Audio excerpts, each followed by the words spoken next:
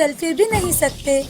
उस दिन दोनों घर पर बहुत सोचते हैं और अपने गांव वापस जाने का निर्णय लेते हैं और दूसरे ही दिन गांव के लिए निकलते हैं।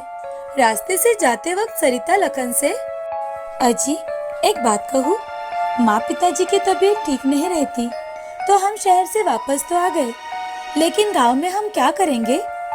गांव जाकर क्या करेंगे मुझे भी नहीं पता, लेकिन सरिता मुझे चाउमीन नूडल्स बनाना बहुत अच्छे से आता है। वही बनाएंगे और लोगों को खिलाएंगे। जी, लेकिन ये तो गांव है, यहाँ चाउमीन चलेगा? अरे ऐसे कैसे नहीं चलेगा। एक बार मेरे हाथ के नूडल्स ये लोग खाएंगे तो उंगलियां चाटते रह जाएंगे, देखना तुम। जैसा आपको ठीक लगे। घर जाकर दोनों अपने माँ पिताजी के पैर छूते हैं और उनसे आशीष लेते हैं। लखन माँ पिताजी से, माँ पिताजी, आज से हम आपके साथ ही रहेंगे और आपकी सेवा करेंगे। लखन बेटे, तुम यहाँ रहोगे तो अपना काम कैसे करोगे बेटा?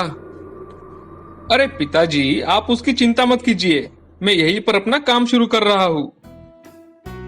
दूसरे ही दिन लखन ने गांव में चाउमीन की रेडी लगा दी। पूरे दिन लखन की रेडी पर कोई नहीं आया। ऐसे ही 10-12 दिन बीत जाते हैं, लेकिन फिर भी उनकी रेडी पर कोई नहीं आता था। सभी लोग गाड़ी की ओर देखते और बातें बनाते थे। अरे भाई, पता नहीं ये लखन क्या लाया है गांव में, क्या बेच रहा है क्या पता। हमें तो उसका ठीक से नाम भी लेना नहीं आता। अरे आइए ना काका, जरा खाकर तो देखिए। लोग लखन की बातें अनसुनी करके वहाँ से चले जाते थे। 10-12 दिन बीत चुके थे, लेकिन एक भी ग्राहक लखन के बनाए नूडल्स खाने नहीं आया था। अब सरिता अपने पति से, अजी आज तो 10-12 दिन बीत चुके हैं हमें यहाँ आए हुए, लेकिन कोई हमारी रेडी की ओर देखता भी नहीं। क्या होगा हमारा? अरे सरिता, तुम चिंता मत करो, मैं आज ही मेरे दोस्त श्याम से बात करता हूँ। लखन श्याम का एक दोस्त है जिसके गांव में छोटी सी दुकान है। लखन को लगता है शायद श्याम उसकी कोई मदद कर दे, इसीलिए लखन श्याम से मिलने के लिए रात के समय उसके दुकान पर जाता है और श्याम से, अरे श्याम, यहाँ कैसे लोग हैं भाई जो मेरी रेडी को देखते तो है लेकिन आता कोई नहीं और बातें बनाते हुए वहाँ से चले जाते हैं। मैं तो बहुत परेशान हो गया हूँ भाई, क्या करूँ कुछ समझ में नहीं आ रहा। लखन देखो, ये गांव है, यहाँ लोग सोच विचार करके ही कुछ खरीदते हैं और लोगों को पता ही नहीं कि आखिर ये चाउमीन होता क्या है। तो वो तुम्हारी गाड़ी पर कैसे आएंगे बताओ? तुम्हें लोगों को पहले टेस्ट करवाना पड़ेगा, यही तुम्हारी परीक्षा होगी। अब लखन को समझ आ चुका था कि आखिर लोग उसकी रेडी पर क्यों नहीं आ रहे थे। लखन घर वापस आ जाता है और अपनी पत्नी से, सरिता, आज मैं शाम से मिलने गया था, उसने मुझे बताया कि हमारे ठेले पर लोग क्यों नहीं आते। अच्छा, तो अब आपने क्या सोचा है? सरिता, अब पहले हम लोगों को मुफ्त में चाउमीन खिलाएंगे ताकि लोगों को उसके टेस्ट का पता चले। कल से हम 2-3 दिन यही करेंगे। ऐसा कहकर लखन सोने चला जाता है। अब दूसरे दिन सरिता और लखन दोनों मिलकर लोगों को फ्री में चाउमीन खिलाते हैं। लोग भी बड़े मजे लेकर नूडल्स को टेस्ट करते हैं। उनमें से एक आदमी राघव लखन से, अरे वाह वाह वाह, क्या चीज बनाई है भाई तुमने, बड़ा मजा आ गया। आज तक तो देख ही रहे थे कि ये क्या है, आज खाकर समझ आ गया, क्या लाजवाब नूडल्स है ये।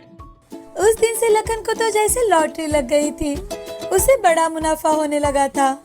लोग उसके हाथ के नूडल्स खाने के लिए भीड़ करने लगे थे, लेकिन अब इस बात का लखन को घमंड आने लगा था। वो अब लोगों से बदतमीजी से बातें करने लगा था और तो और उसने नूडल्स के दाम भी बढ़ा दिए थे। एक दिन एक ग्राहक लखन से, अरे लखन, तूने अचानक से ये नूडल्स के दाम क्यों बढ़ा दिए भाई? अरे ओ काका, तुम्हें नूडल्स खाने हैं तो खाओ, नहीं तो चले जाओ यहाँ से। मेरे अलावा कौन है तुम्हें नूडल्स खिलाने वाला? वो ग्राहक पैसे देकर वहाँ से चला जाता है। अब धीरे धीरे उसकी बदतमीजी से बात करने के कारण लोगों का नूडल्स खाने के लिए आना बंद हो गया था। अब फिर से लखन वही आ पहुँचा था जहाँ से उसने शुरुआत की थी। उसकी गाड़ी पर अब गिने चुने लोग ही आते थे। लखन को अब उसकी गलती का एहसास हो चुका था। लखन खुद से, हे भगवान, ये सब मेरे बुरे बर्ताव की वजह से हुआ है। मैं आज से मेरे ग्राहकों के साथ अच्छे से पेश आऊंगा। अब उसे समझ में आ चुका था कि आखिर उसने क्या गलती की है। अब उसने फिर से अपने नूडल्स के दाम पहले जैसे कर दिए और लोगों से बड़े प्यार से बातें करने लगा, जिस कारण उसका नूडल्स का धंधा फिर से जोरों से चल पड़ा और सभी गांव वाले भी खुश थे। इस कहानी से हमें ये सीख मिलती है कि जिंदगी में चाहे जितनी भी तरक्की कर लो, हमें घमंड नहीं करना चाहिए। घमंड हमें फिर से वही लेकर आता है जहाँ से हमने शुरुआत की थी। एक